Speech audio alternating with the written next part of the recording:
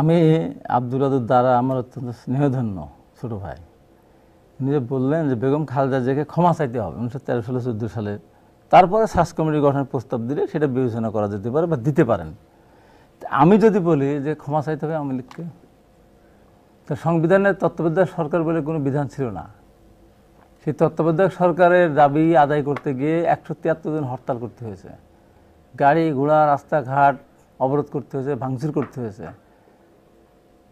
শত শত স্কুল সেই সময় নির্বাচন করতে না দেওয়ার পরিপ্রেক্ষিতে অনেক ক্ষতিগ্রস্ত হয়েছে।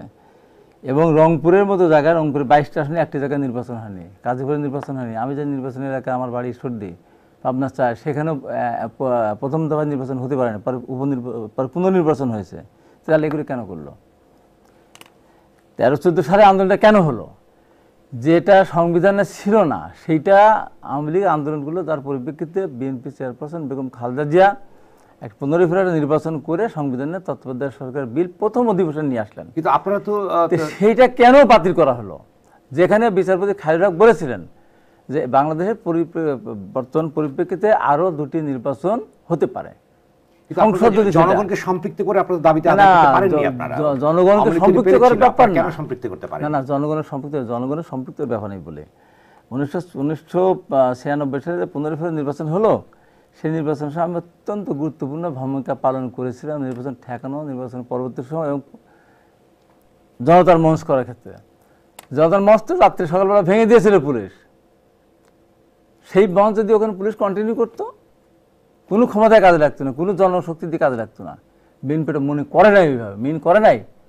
তাহলে এরশাদের আমলে এরশাদ যখন আপনার গোপালগঞ্জের সিট, কাজী টঙ্গিপাড়া এবং ইয়ের সিট, কোটালীপাড়া সিট যখন নিয়ে গেল, শেখ হাসিনা সেই দেওয়ার সিট কই ঠেকাতে পারলো না। তো ওখানে জনগণ 90% আওয়ামী লীগের পক্ষে, কাজী ফিরোজকে জিতে আসলো। শেখ হাসিনা সেই দেওয়ার সিট কাজী আকরামকে হারাই দিয়ে হয় না। এর সাথে দল ছিল না, বল ছিল না, লোক ছিল না, কেউ ছিল না। 9 বছর ক্ষমতায় ছিল না। আমরা কি পেরেছি? বিএনপি, আওয়ামী লীগ, আরও অন্যান্য দল, জাসদ সব মিলে পারি নাই। 9 বছর লাগছে, কিন্তু ওইটা বলা যায় মুখে, কিন্তু কার্য করতে গেলে অনেক কঠিন ব্যাপার। তাই আমি বলবো যে বেগম খালেদা জিয়া ক্ষমা চাবে না, ক্ষমা চাইলে আওয়ামী লীগকে ক্ষমা চাইতে হতে হবে। জাতিকে জোরহাত করে আমরা তত্ত্বাবধায়ক সরকারের দাবি আদায় করতে গিয়ে 173 দিন হরতাল করেছিলাম, গাড়ি ঘোড়া ভাঙচুর করেছিলাম, মানুষকে অপমান করেছিলাম, কাপড় খুলেছিলাম, এগুলো আমরা মাপ চাই।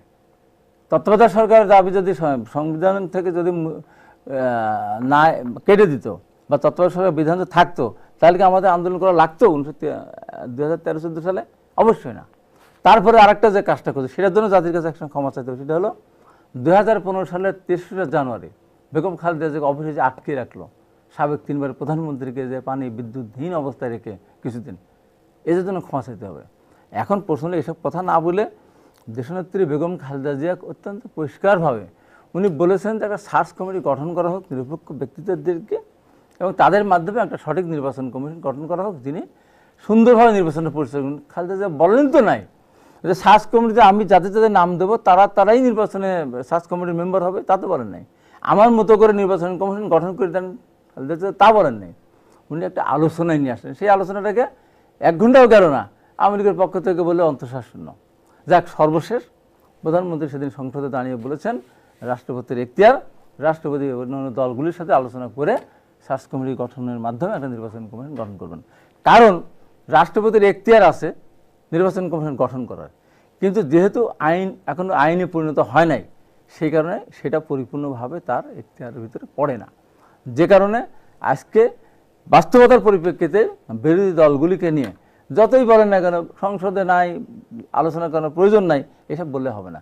বাস্তবতা বেগম খালেদা জিয়া সহ আরও যে সমস্ত রাজনৈতিক দলগুলি ক্রিয়াশীল আছে, সেই দলগুলিকে নিয়ে আলোচনার মাধ্যমে রাষ্ট্রপতি বলেছেন যে সে নিয়ে আলোচনা, হ্যাঁ, সেটা করা উচিত। তাহলে নিশ্চয়ই বেগম খালেদা যে কথাটি বলেছেন সেটা অন্ধশ্বাস না, এবং অনেকেই সুশীল সমাজের অনেকেই তার এটাকে অভিনন্দন জানিয়েছেন। একটা ডায়লগ অন্তত ওপেন হওয়ার মতো উনি ব্যবস্থা করেছেন। এই নির্বাচন কমিশন সম্বন্ধে